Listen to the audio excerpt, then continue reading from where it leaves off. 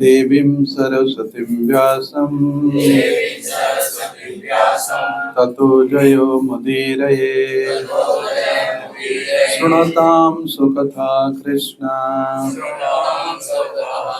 पुण्यश्रवणकीर्तन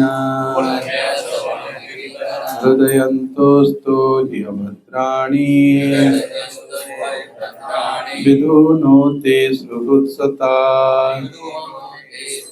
नष्टप्रायेषु अभद्रेषु नित्यं भागवत सेवया भगवती उत्तम श्लोके भक्तिर्भवति नैष्टिके पातालमेतस्य हि पादमूलम्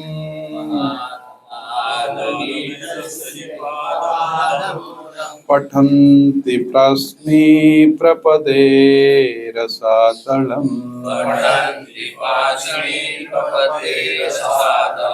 महातलं विश्वसृजथ गुल्फौ तलातलं वे पुरुषस्य जङ्घे।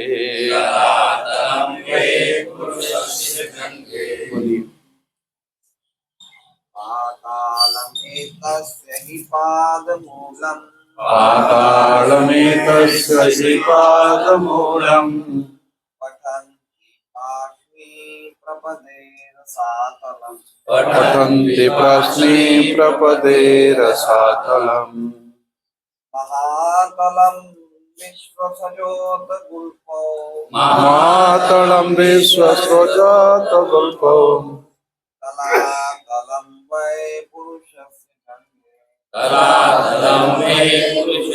जङ्घे पातालमेतस्य हि पादमूलम् पठन्ति पाषाणि प्रपत्ते रसातलम् महातलं विश्वसृजोतगुल्फे तलातलं वे पुरुषस्य जङ्घे।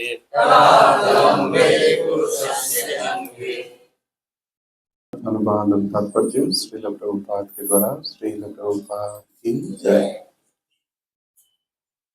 शब्दार्थ पातालम ब्रह्मांड की अधोतल एतस्य उनका ही निश्चय ही पादमूलम पाँव की तलवे पठन्ति वे अध्ययन करते हुए प्रश्नि प्रपत्ति एड़ियां की पंजे रसातलम रसातल नाम का लोग महातलम महातल नामक लोग विश्वसृजा विश्व की सृष्टा का अथा इस प्रकार गुल्फो रखने तलातलम तलातलम नामक लोग वे जैसे हैं पुरुषस्य जंघे विराट पुरुष की पिंडलियां हैं। अनुवाद मेरे पीछे बोलिए। जिन पुरुषों ने इनकी अनुभूति की है उन्होंने यह अध्ययन किया है कि पाताल नाम से जाने जाने वाले ग्रह मंडल विराट पुरुष की पांव हैं, तलुए हैं, पांव की तलुए हैं तथा उनकी एड़ियां और पंजे रसातल ग्रह समूह हैं। टखने महातल लोक हैं तथा उनकी पिंडलियां तलातल लोक हैं। तो आप में से कौन है जो 14 लोग, जो ब्रह्मांड का 14 लोग, उसका नाम याद है? हाथ उठाइए, बोलिए।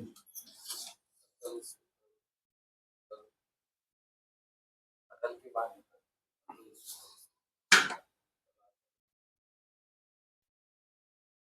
सातल पाताल तल पाताल मातल सीक्वेंस नहीं, सीक्वेंस में और ठीक से बोलना चाहिए, किसके बाद क्या है। चलो ऊपर के लोग बताइए, ये हम उनसे लोक में है, भूलोक। तो इसके ऊपर बोलो क्या क्या है,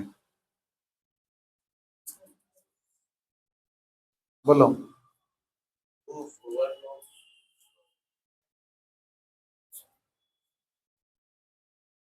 भू, भूवा, फिर स्वर्ग लोक। स्वर्ग के बाद मारलोक, फिर जनलोक, फिर तपलोक, सत्यलोक। ये हो गया 7। फिर नीचे बताओ, यहाँ से नीचे तक बताओ। अतल वितल सुतल तलातल रसातल महातल पाताल। गुड, ये 14 लोग। और ये कहाँ से उत्पन्न होता है ये सब लोग? हाँ, कहाँ से ये लोग सब? ये तो कल्पना की गई है, ये सब विराट पुरुष की ये सब अंग हैं, परंतु ये सब लोग कहाँ से उत्पन्न हुए?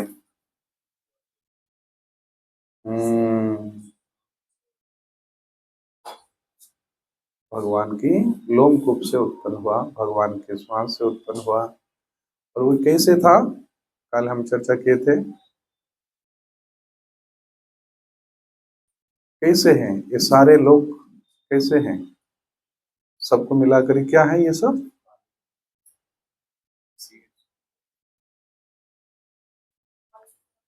यस, वो ठीक से सुने, फुटबॉल की तरह है। प्रभुपाद तात्पर्य में लिखे। और उसमें कितने आवरण हैं? नोटबुक देख के तो नहीं बोल रहे हैं, बुक देखने से। तो 7 आवरण क्या है?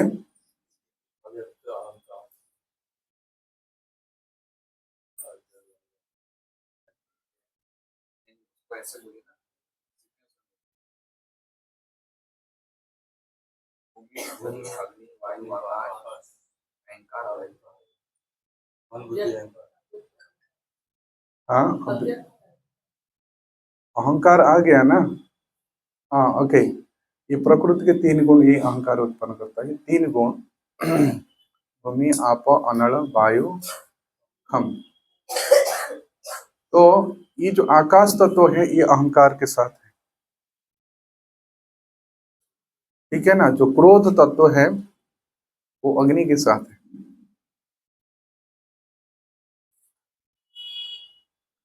तो ये ब्रह्मांड की रचना इस प्रकार हुआ है विकृति रूप में, लेकिन प्रकृति रूप में आएंगी तो क्या होगा? उल्टा जाना पड़ेगा। तो सृष्टि कैसे हुआ? पहला हुआ अहंकार, और अहंकार से उत्पन्न हुआ शब्द, शब्द से उत्पन्न हुआ आकाश, और फिर आकाश से उत्पन्न हुआ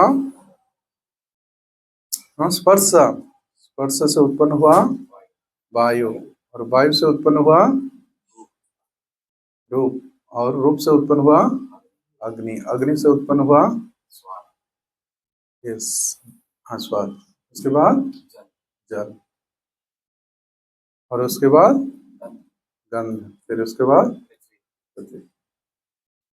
तो पहले उसके विषय आता है ना। हमारे नाक पहले नहीं है, पहला है गंध। उस गंध को लेने के लिए हमारे नाक। तो जैसे आकाश से उत्पन्न हुआ क्या है? हमारी उदर, और उस उदर में कौन जन रहा? हवा, हवा से उत्पन्न हुआ अग्नि, तो फिर भूख प्यास लगा, फिर प्यास की वजह से पानी, पानी क्यों रिजर्व करने के लिए ये मिट्टी के शरीर, इसलिए ब्रह्मांड और पिंड का रचना सेम। इसलिए मायावादी लोग कहते क्या, घटाकाश और फटाकाश घट पड़ जाता, लेकिन उसके अंदर ही एक सत्य है। वो कौन है? परमात्मा। ब्रह्मा जी कहते हैं कहाँ कहाँ है? अंडांश तरस्त परमाणु स्वयं। सबसे तो इसके तात्पर्य पढ़िए।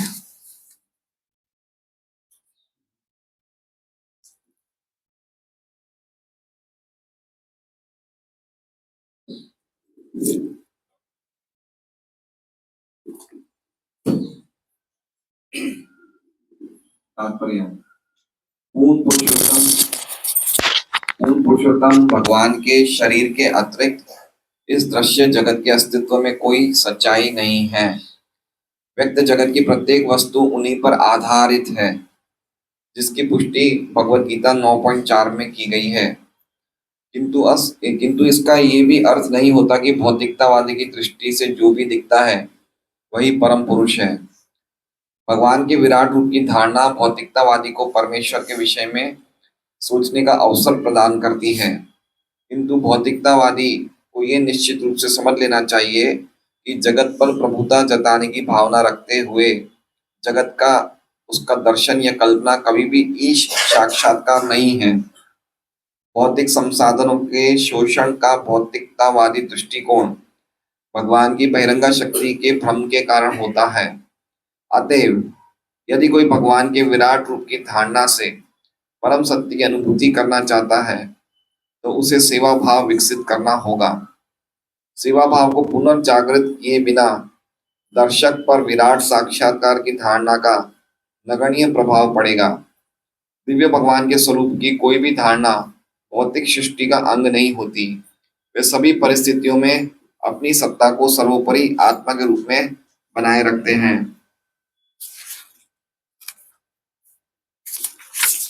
और तीनों भौतिक गुणों से कभी भी प्रभावित नहीं होते, क्योंकि प्रत्येक भौतिक वस्तु कल्मशग्रस्त है।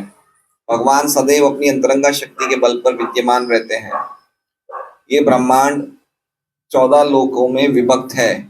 इनमें से 7 लोक, जिनके नाम भूर भुवर स्वर महर जनस तपस तथा सत्य है, ऊर्ध्वलोक कहलाते हैं और वे एक दूसरे के ऊपर स्थित हैं। इसी तरह 7 अधोलोक हैं जो अतल वितल सुतल तलातल महातल रसातल तथा पाताल कहलाते हैं और क्रमशः एक दूसरे के नीचे हैं। इस श्लोक में वर्णन नीचे से प्रारंभ होता है, क्योंकि भक्ति की रीति के अनुसार भगवान का शारीरिक वर्णन उनके पांवों से प्रारंभ करना चाहिए। सुखदेव गोस्वामी भगवान के मान्य भक्त हैं और उनका ये वर्णन एकदम सही है। लीला प्रभुपाद की जय। तो यहाँ पर जो वर्णन है भगवान के विश्व रूप का वर्णन है, और भगवान विश्व रूप मतलब भगवान का रूप ही विश्व है। जो कुछ हम देख रहे हैं ये भगवान के रूप है, लेकिन हम उसको दर्शन करने के लिए हमारे पास आंख होना चाहिए। तो दृष्टा है ना, ये तो दृश्य है, लेकिन जो दृष्टा है वो ठीक से देख सकता है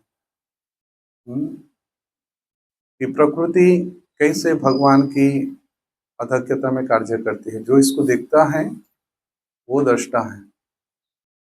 जदा दृष्टानुपश्यते गुणेभ्यस्य परम वेति मद्भावम उपपद्यते प्रकृति च कर्माणि क्रियमाणानि सर्वस्य जब पश्यति तथात्मा। जदा दृष्टा, जब दृष्टा इस प्रकार दृश्य के साथ इस सृष्टा को देख लेता है तो वो माया से मुक्त हो जाता है। इसलिए यहाँ पर प्रभुपाद में कोट किए हैं कौन से श्लोक, मया तथा इदम सर्वम जगतम व्यक्तम मूर्तिना। संसार में कुछ भी नहीं है, केवल ही परम सत्य है। और ये परम सत्य को समझने के लिए एक उपमा दी गई है कि देखो ये जो पाताल लोक है भगवान के क्या है, चरण के तलवा हैं। और सर्वोच्च लोक क्या है? सत्य लोक, जिसको हम ब्रह्म लोक कहते हैं, तो वो भगवान की मूर्धना है। और अन्य लोग सब हैं, उनकी पिंडलियां हैं, टखने हैं, घुटने हैं, जंघ हैं, कमर हैं, ये सब तुलना की गई है। परंतु ये सब तुलना करने के मतलब है कि परम सत्य जो है उनकी एक स्वरूप है। भगवान निराकार नहीं है, भगवान निराकार है, भगवान साकार है। हमारी निराकार की धारणा ये सब बेकार है, इसलिए कोई अस्तित्व नहीं है। तो दो दृष्टांत से हम समझ सकते हैं कि भगवान किस प्रकार उनके कार्य अद्भुत रूप से करते हैं, जिसको समझने के लिए थोड़े से कुछ बुद्धि और विवेक चाहिए। आप देखिए, समुद्र के किनारे ही नारियल होता है, ठीक है, वहां खारा होता है, परंतु नारियल पानी में खारापन रहता है, और नीचे पानी है और ऊपर कौन उठा के लेके जाता है? ठीक है, ये प्रकृति की सृष्टि भगवान कर रहे हैं। फिर जो प्राणी है, एक प्राणी आप जानते हैं शायद, आपके पास, मुझे पता नहीं कितने लोग जानते हैं, हाथी। हाथी एक फल खाता है, कौन सा? कैंथा। कैंथा जानते हैं ना? कैंथा जो ध्रुव महाराज ने पहला महीना से शुरू किए थे। कैंथा गोल गोल होता है, इसको बंगाल में कटबेल बोलते हैं। बेल जैसे है, गोल, लेकिन पकने के बाद थोड़ा मीठा होता है, खट्टा मीठा होता है। हाँ, जानते ना? जैसे गोल गोल होता है, बॉल जैसे, गेंद जैसे। हाँ, क्या बोलते हैं? गोल होता है, हार्ड होता है, इसके ऊपर कवर बेल जैसे है ना। कांटे नहीं, कांटा नहीं, पूरा प्लेन है। हाँ, जो भी है, आप अपने धारणा में सब सोचिए। तो बेल जैसे होता है, गोल फल होता है, छोटा साइज, इतना बड़ा साइज भी होता है। तो हाथी इसको खाता है, और हाथी पूरा निगल जाता है इसे, उसका बड़ा मुंह है, इतना बड़ा फल क्या है, उसको निगल लेता है। और हाथी उसको जब निकालते हैं ना, उसके मल के साथ, तो वही ऐसे ही रहेगा वो फल। हाँ, क्या? फटेगा नहीं, कड़क है। तो क्या होता है, आप लोग जानते हैं इसका विज्ञान क्या है? अब सोचेंगे भाई निकाल दिया, तो खाया, क्योंकि डाइजेस्ट नहीं हुआ, निकल गया। लेकिन आप इस फल को तोड़ के देखो, उसमें कुछ भी नहीं निकलेगा, एक बीज ना गुदा, कुछ भी नहीं, लेकिन फल एज इट इज निकल आएगा। जानते हैं भगवान कैसे उसका सिस्टम बना है? एक पद भी लिखा हुआ है, मतलब भगवान को स्मरण करने के लिए। तो प्रभु आप देखिए कितने अद्भुत कार्य करते हैं। और नारियल का इतने फिल्टर करके कितने कितने कोसा है, देखना कितना हार्ड है, फिर उसके अंदर आप पानी भर देते हैं। देखिए, हार्ड के अंदर पानी भर दिए, और इस हार्ड के अंदर ऐसे प्राणी हैं, वो सब निकाल करके वैसे ही छोड़ देता है। और भगवान से प्रार्थना करते हैं, प्रभु जब आप कृपा करके इसको ऐश्वर्य देते हैं, तो नारियल पानी जैसे आप देते हैं, है ना, भक्तों को। और जब छीन लेते हैं ना, तो ऐसे ले लीजिए जैसे कहीं था के अंदर सस ले, लेकिन ऐसे ही पड़े। ये भगवान की अद्भुत है, की आश्चर्य, सबसे बड़ा यही आश्चर्य है भगवान। आप देखिए, अघासुर की मोह कितना बड़ा था, पाताल को छू गया था, और भगवान इसमें प्रवेश की, और अपने शरीर को इतने बढ़ा दिए, जो आसमान को छू रहा था जिसका मुंह, वो फट गया।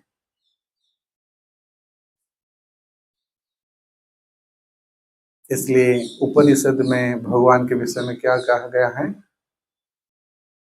अणुर महत एक बहुनाम जो विधातु। भगवान छोटे से छोटे हो सकते हैं और बृहद से भी बृहद हो सकते हैं। That is the glory of supremacy of supreme personality of God. वो कैसे नियंत्रण करते, आंख में खा लेते हैं और जैसे कि तैसे वो पूर्णा रख देते, पूर्णमिदं, कोई अभाव नहीं, कोई कमी नहीं। विश्वम पूर्णम सुखायते, केवल कृष्ण को ही आप रखो और हार्टली, सब कुछ आपका कंप्लीट। और कुछ आपको करने के नहीं पड़ेगा। न तस्य कार्यम करणं च विद्यते, उनके लिए कुछ काम करने के लिए नहीं। न च सम अभ्यधिकस्य दृश्यते, न उनकी कोई बराबरी है न कोई बड़े। तो उसी प्रकार जो भगवान की गुण को समझ लेता है उसके लिए भी तस्य कार्य न विद्यते, न मे कर्माणि लिप्यन्ते न मे कर्म फले स्पृहा इति मंजो अभिजानाति कर्म भी न सबध्यते एवं ज्ञात्वा कृतः कर्म पूर्वरपि मुमुक्षुभिः कुरु कर्मैव तस्मात् तं पूर्वे पूर्वतरम्।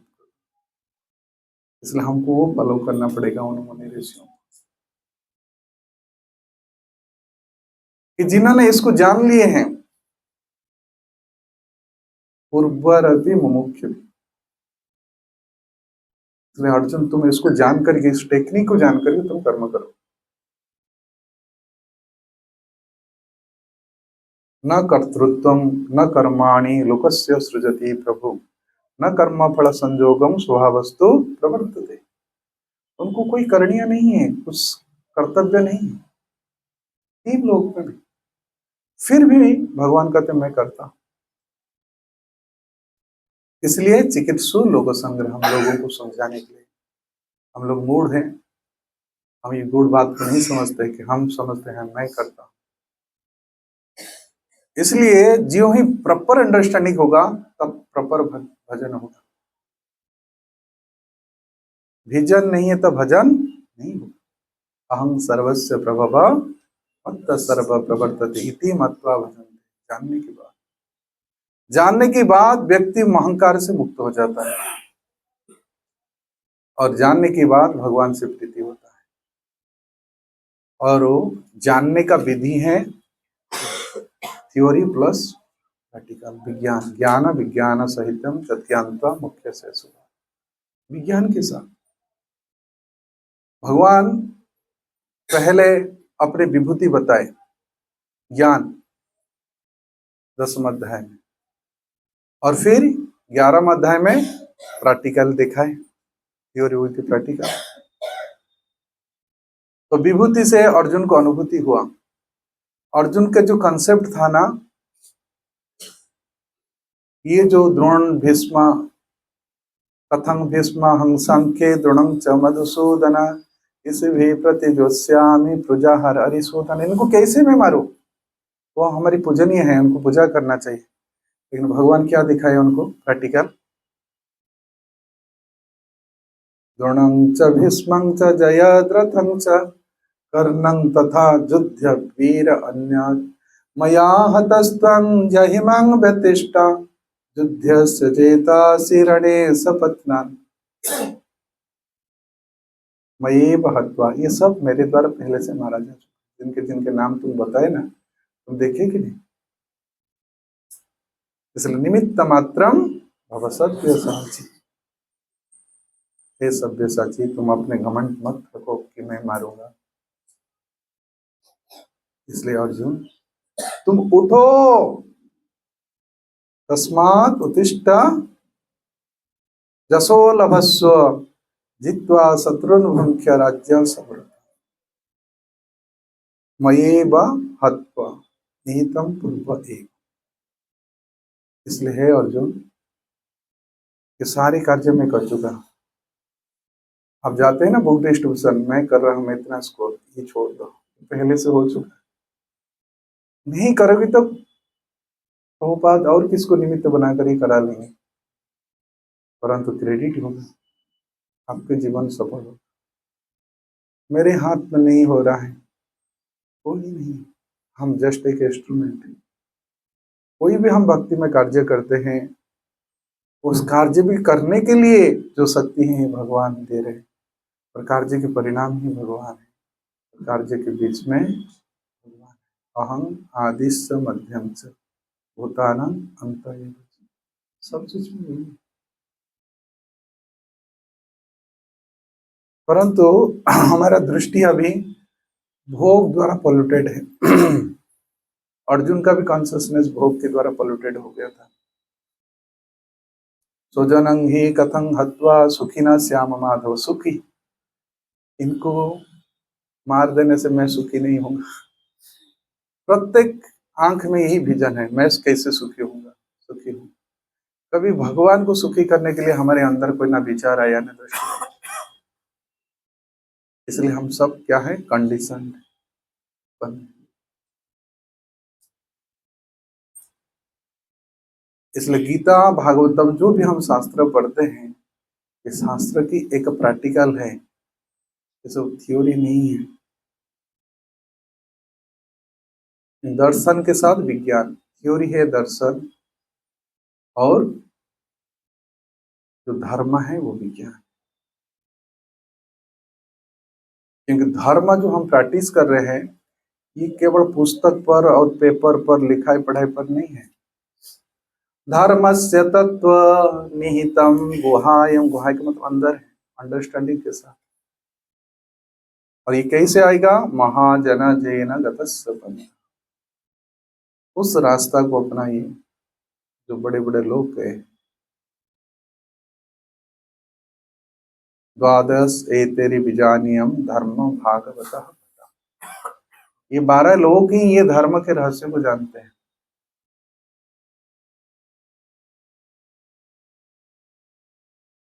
जैसे लोग जो कर्म को धर्म मानते हैं, ये जानना चाहिए कौन सी कर्म धर्म होता है।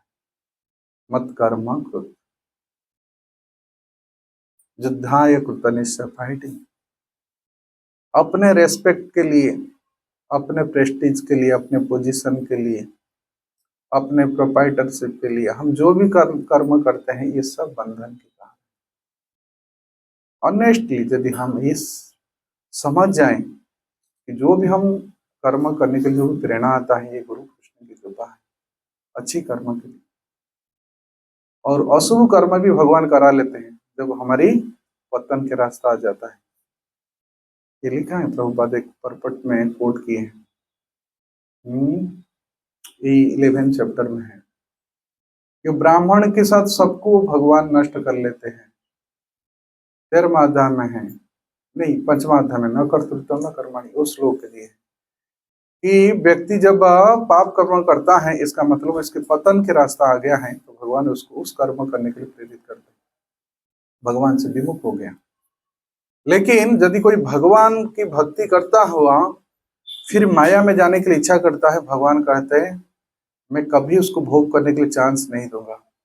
आमी विज्ञ सही मूर्खे विषय के न देवा, सो चरणामृत दिया विषय बुलाए। तो भगवान की असीम कृपा है, आपके कॉन्शियसनेस के साथ डीलिंग करते हैं, आपकी भावना के साथ डीलिंग करते हैं। आप साधना करते हो, देखिए कभी दुर्घटना होने जा रहे हैं, आपको रोक देंगे भगवान। कभी बुरा काम हो ना हो जाए, है ना, आपको ऐसे ऐसे परिस्थिति में डाल देंगे। भगवान प्रोटेक्टर, जोग क्षेम बहाम्य, प्रभुपाद तात्पर्य में लिखे हैं। क्षम का मतलब क्या है कि ऐसे कर्म करने के लिए मैं उसको प्रेरित नहीं करूंगा, उसको नरक जाने से मैं उसको रोकता हूँ। ये भगवान की कृपा है। आपकी फीलिंग के साथ भगवान डीलिंग करते हैं। जे जथामान ताम,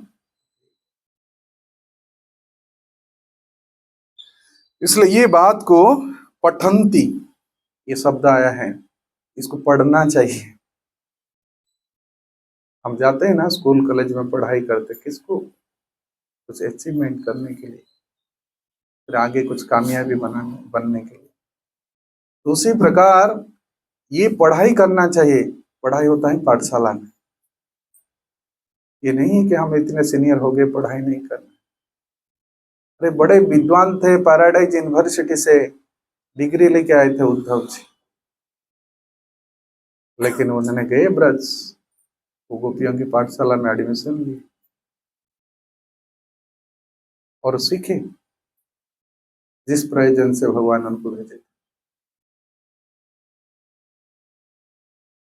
इसलिए वो स्थिति को प्राप्त करने के लिए कितने कितने, जैसे नारियल का जो फिल्टर है ना, कितने कितने होकर के फिर मीठा जल आता है। तो ये जो सामृतत्वाय कल्पते, भगवान की भक्ति जो अमृत है, तो कब होगा? फिल्टराइजेशन, भावना की भाव संशुद्धिर एतत्। कितनी कौन सी भावना को हम फिल्टर करना चाहिए। मशीन नहीं लगाए कैसे फिल्टर होगा? हम तो कहते भाई हम तो शुद्ध हो गए, हम बद्ध थोड़ी, हम तो अभी सिद्ध पुरुष हो गए। यही है अहंकार विमूढ़ात्मा। हमारे विचार को हम अपनी स्थिति पर नहीं लाए, अनुभूति नहीं हुआ है हमारी क्या औकात है, किस स्थिति में हम हैं। इसलिए पठन्ति,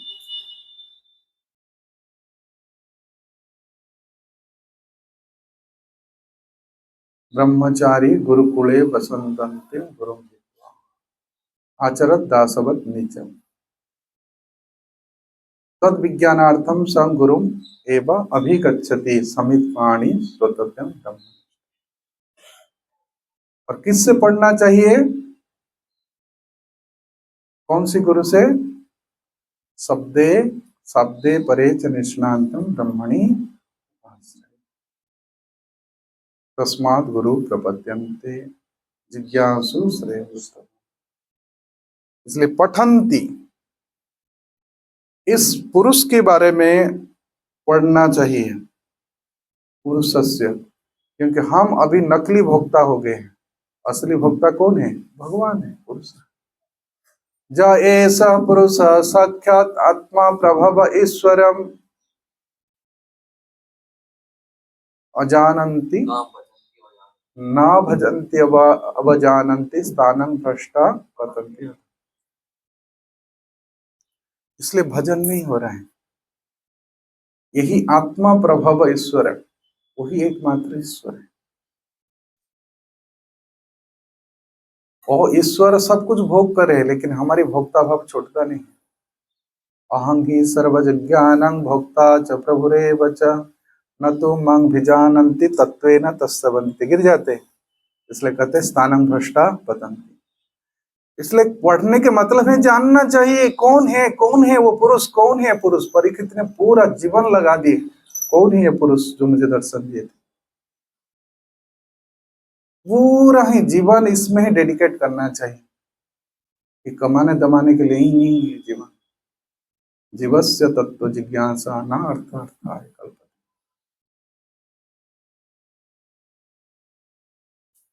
न अर्थ काम एकांतस्य, न अर्थ धर्म एकांतस्य काम लाभाय इसमें। ये धर्म की प्रयोजन है तत्व जिज्ञासा, जाने कौन है। जानने के बाद मानना होता है। हम जानते नहीं, केवल इंफॉर्मेशन प्राप्त है, अनुभूति नहीं हुआ है। इसलिए शरणागति नहीं आता है। सर्वकर्माणि अपि सदा कुर्बाणं मत विपास्ते। तो कर्म में आश्रय लेना पड़ेगा। फल की भोग की भावना तब तक दूर नहीं होगा। हाँ फलेषु कदाचन, ये कभी दूर नहीं होगा ये भावना, जब तक कर्म करते समय आश्रय नहीं लेते। मयि सर्वाणि कर्माणि संन्यास अध्यात्म चेतसा, डिटैचमेंट।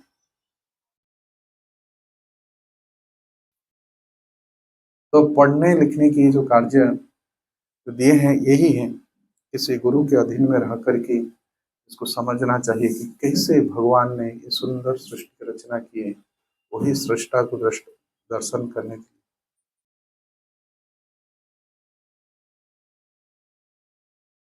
जदा भूत एकत्वम अनुपश्यति, 13वां अध्याय क्या है? एकत्वम अनुपश्यति ब्रह्म संपत्ति। तो उस समय वो संपत्ति जदा दृष्टानुपश्यति। 13वां अध्याय खोलिए, वो श्लोक क्या है? इसको ही दृष्टि कहते, विजन। यदा भूत पृथक भावम एकत्वम अनुपश्यति तत एवेच विस्तारम ब्रह्म संपद्यते। अनादित्वात् निर्गुणत्वात् परमात्मायमव्ययम् शरीरस्थोऽपि कुन्तेय न करोति न लिप्यते। वो कुछ करते नहीं, कुछ लिप्त होते। तो ये अंडरस्टैंडिंग होना चाहिए कि परमात्मा है तो हमारी भी आत्मा है वही।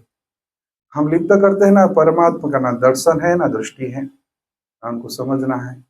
हम समझते हैं अपना मिरर के सामने जो चेहरा रिफ्लेक्ट हुआ उसको नहीं समझते।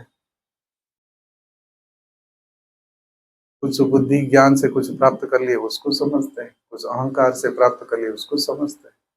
ध्यान मान मदन्विता जजन्ते अविधि पूर्वक, ये है ना, दम्भेन अविधि पूर्वक अहंकार बड़ंबर, ये सब है आसुरी को, ये समझना नहीं देगा। भीतर बहुत असुर निवास कर रहे कलयुग। तो इस पुरुष को जानने के लिए, हाँ, एतत् पुरुषम, वही भोक्ता है।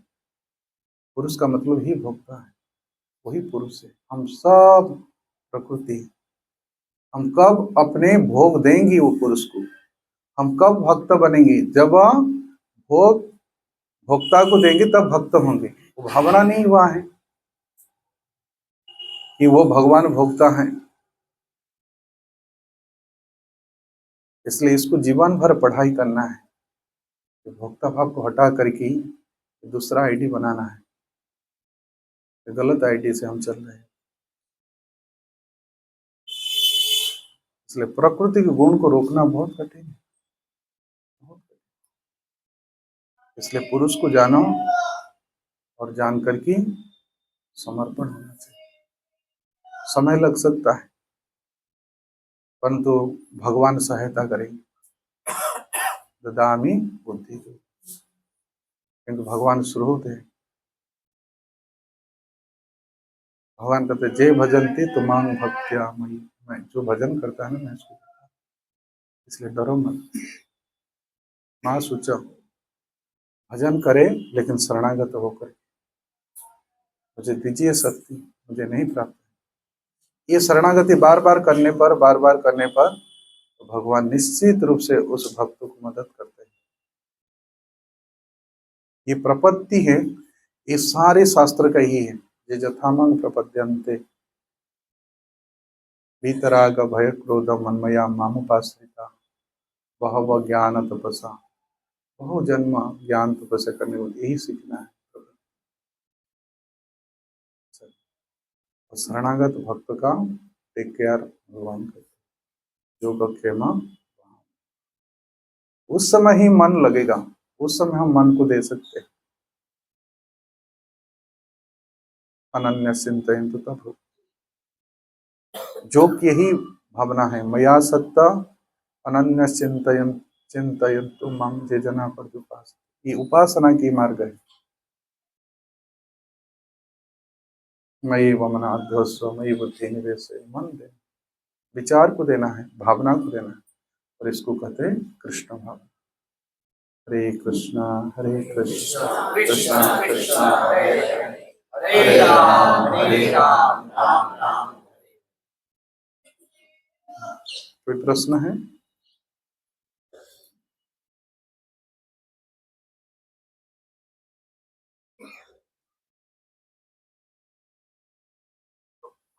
तो विराट रूप ये उनके लिए है ना, जो भगवान के रूप में, भगवान के रूप में मन नहीं लगा सकते, उनको इसका करना चाहिए।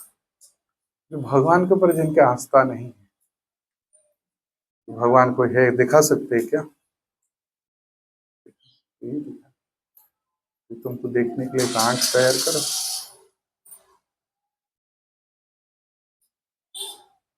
तो बात कहते हैं गाड़ी, गाड़ी का दृष्टांत दिए है ना।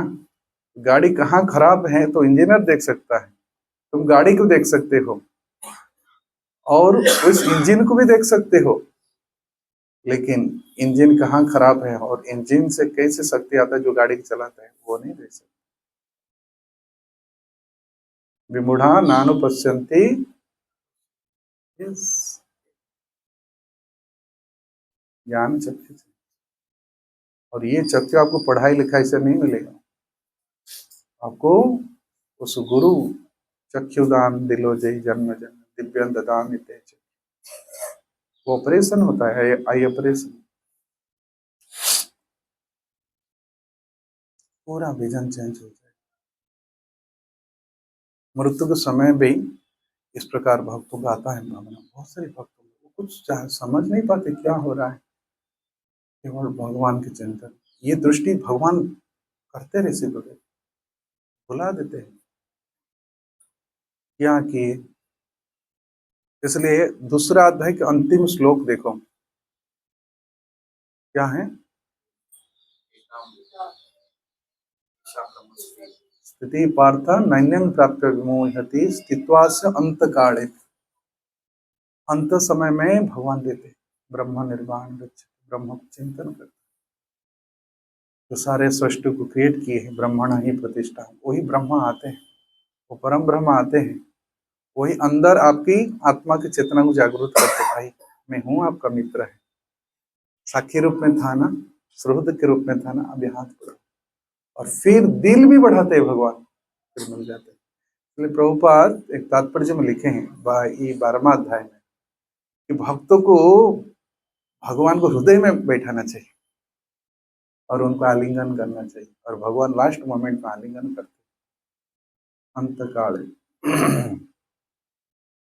इसलिए अनंत को स्मरण करो काल के द्वारा, कि काल सबको ही नियंत्रण करता है और काल से ही हम सब कुछ। जिसका बर्थडे होता है, अभी 25 साल गांठ पड़ गया है शादी का, इनकी जन्मदिन ही, ये सब काल के उत्सव मना रहे हैं, ये सब काल कर रहा है। आज उनके अंत्येष्टि संस्कार है, आज इतने साल हुआ वार्षिक गिरह, ये सब काल है। हम चाहे परोक्ष रूप से हो और प्रत्यक्ष रूप से है, हम भगवान की आराधना कर रहे हैं। प्रत्यक्ष आराधना नहीं कर रहे मन मना, तो काल की आराधना कर रहे हैं। लोग मनाते हैं कि नहीं ये त्योहार, वो ये, चाहे जन्माष्टमी नहीं बनाए लेकिन शादी का त्योहार तो बनाते हैं।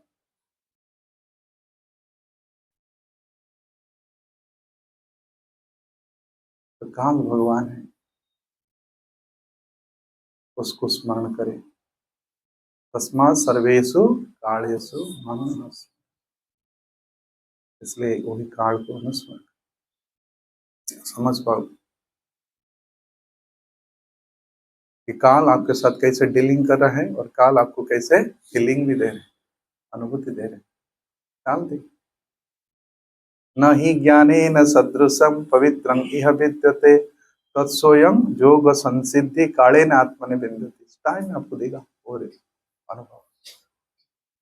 ये पवित्र ज्ञान को आप अनुसरण करो, पढ़ो, प्रतिदिन अनुस्मरण करो, वो आपको फिर विन्दति अनुभव करो। इसलिए छोड़ो मत, जोड़ के रहो, भावना तोड़ो मत, और नेगेटिव थॉट मत चढ़ाओ, कपट मत करो। कपट भगवान को पसंद नहीं, हमेशा पट बंद कर देंगे।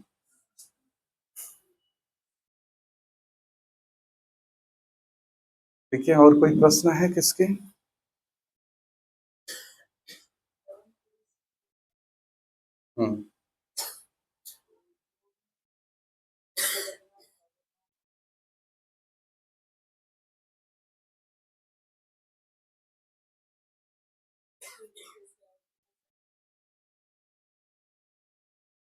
कैसे होगा?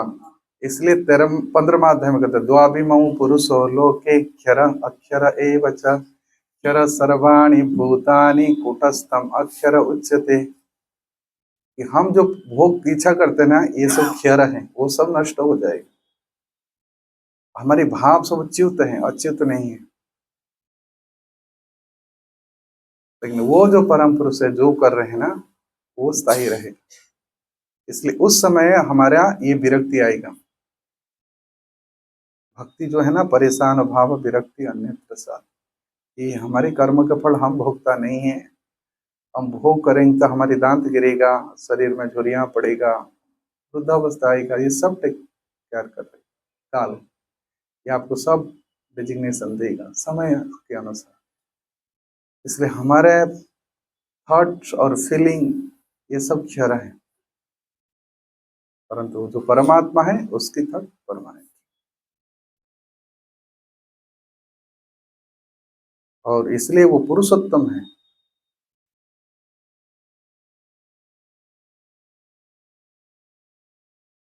स्वाभिमौ पुरुषो लोके क्षर चक्षर एव च क्षर सर्वाणि भूतानि कुटस्थम अक्षर उच्यते उत्तमा पुरुषस्तु अन्य परमात्मेति हृदाहृता जो लोकत्रयम् आविश्य बिभर्तव्य ईश्वर तस्मात् क्षरम् अतीतोऽहम् अक्षरादोऽपि चोत्तम अतो अस्मि लोके च वेदे च प्रथिता पुरुषोत्तम।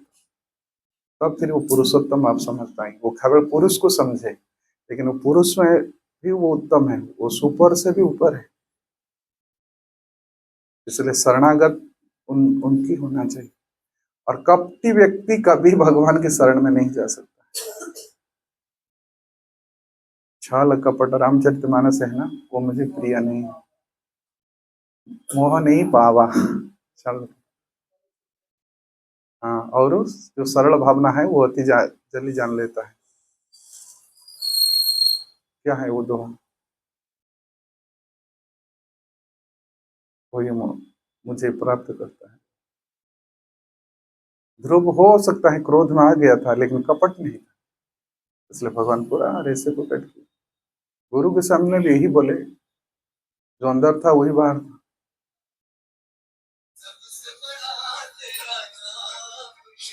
देखा प्रमाण किए भगवान से सबसे बड़ा।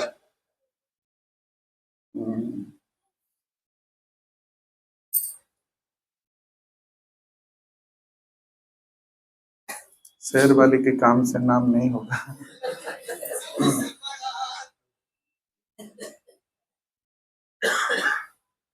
ठीक है, पुरुष को जाने और पुरुषोत्तम को जाने, है ना। प्रभु जगन्नाथ पुरुषोत्तम है और वही सबकी नाथ है। वही श्रीनाथ के रूप में है, वही जगन्नाथ के रूप में है। और कौन से नाथ हैं? त्रिलोकी नाथ नहीं, सब भगवान के विग्रह है ना, श्रीनाथ जगन्नाथ और कौन सा है, विठलनाथ, गोपीनाथ। ये हम सब अनाथ हैं, प्रभु को ही जोड़ लीजिए, हम सनाथ हो जाएंगे। बहुत अच्छा वो कुंती की स्तुति उद्गार, वो ये बना थे न मोहर विपद का, वो ये बना थे न, आप ही थे। भीमसेन की मृत्यु का खबर मिल गया कि उनको जहर देकर मार दिए और फेंक दिए, विदुर का अनुचर बताए, लेकिन कुंती की आंख से एक बूंद आंसू भी नहीं गिरी, क्यों जानते थे ये होते हुए मेरी दुर्दशा नहीं हो सकती, है ना। इसलिए कहते तो ये भी ना थे न विषान महाग्ने पुरुषात अदर्शनाथ ससत सभायाम वनवास कृच्छत मृधे मृधे अनेक महारथ द्रोणास्त्रतश्चास्मि हरे वीर। आप रखिए अभी है हे बना मोहर विपद का, इससे विपत्ति आई, परंतु इस विपत्ति के समय आपका दर्शन, आपकी स्मरण ही हमारी बहुत बड़ी संपत्ति है। इसलिए हमको यही इसे विपत्ति में डालिए, ताकि उस विपत्ति में आपको स्मरण कर सके। इसलिए तो मानते स्मरण एक संपत्ति। गतन हनुमंता, वो दुख व संताप जब होता है ना, राम जी को भूल जाते हैं, वही वास्तविक दुख। जहाँ स्मरण होता है वही धन। इसलिए जितने समय हम सत्संग में रहते हैं, इसके भी अनुभव देखो, काम क्रोध प्रवेश नहीं कर सकता है, प्रकृति का गुण आपको प्रभावित नहीं कर सकता। हो सकता है कि आंख में नींद आ जाए, फिर भी कुछ चेतना तो रहता है, क्रोध नहीं आ सकती। तो धर्मा सभा में जो बैठता था उसको न मृत्यु आता था न जरा होता था, क्योंकि वहां भगवान की कथा और गाथा, अमृतमय कथा गाथा। इस प्रकार अभ्यास जब डाल देंगे ना, आपको लगेगा जीवन में सब बहुत बड़ा उपलब्धि हमको प्राप्त हो। इसलिए कहते हैं तब कथा अमृतम, ये अनुभव हुआ गोपियों की, सबको नहीं हो सकती। तप्त जीवन, हमारे जीवन की जलने का ही कारण है कि हम कथा को आश्रय नहीं लेते।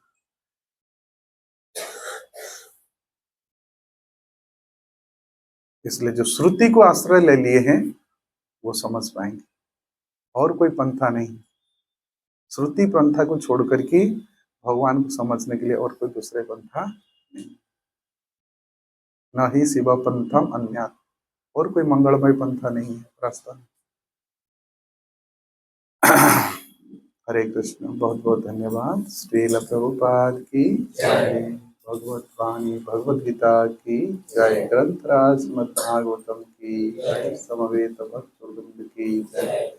निताई गौर हरि प्रेमानंदे हरि हरि।